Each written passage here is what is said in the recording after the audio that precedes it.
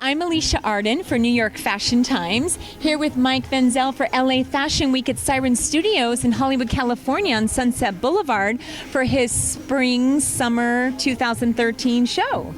Welcome, Mike. Oh, thank you. It was a really beautiful collection. Oh, thank you. Can you, give us some inspiration on what leads you to those beautiful flowing matte? Yeah, so basically the last chiffon?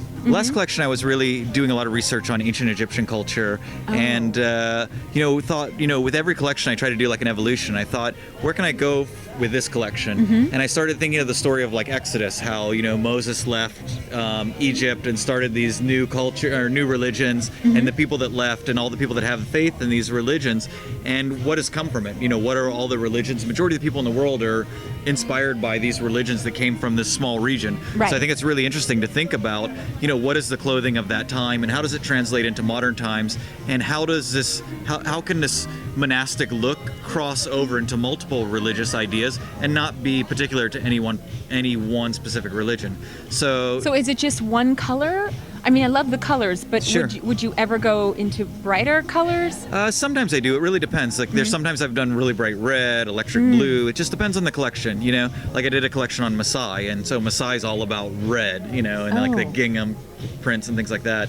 One of the Egyptian collections I did had a lot of electric blue, like royal blues in it. So yes, I did like those and royal silvers. blues. Yeah, so it really depends on the collection where I go. This one was more inspired by like Mediterranean Sea. You have that like dark teal looking, and then the kind of this like bronzy clay, like pinky kind of color, which is like kind of a soil, of the region. Right. So.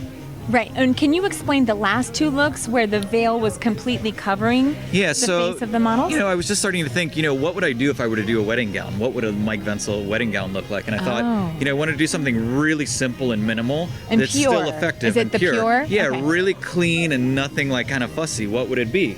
So just playing with this, just volumes of fabric and okay, let's just drape this over the head and like belt it and see what it looks like.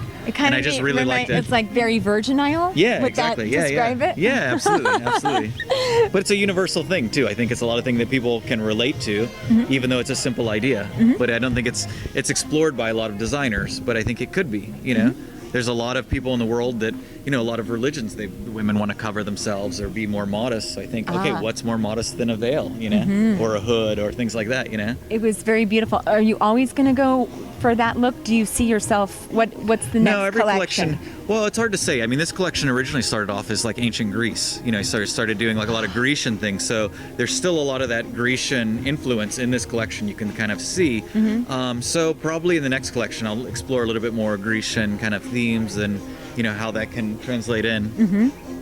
Exactly. Well, can we see you on a website? Do you have a website? Yeah, MikeVensel.com, MikeVensel.com. Well, thank you, Mike. It was so beautiful. Oh, thank you. Thanks for coming. Thanks for having us and talking to us. Okay, thank you. Bye. You're welcome, Mike.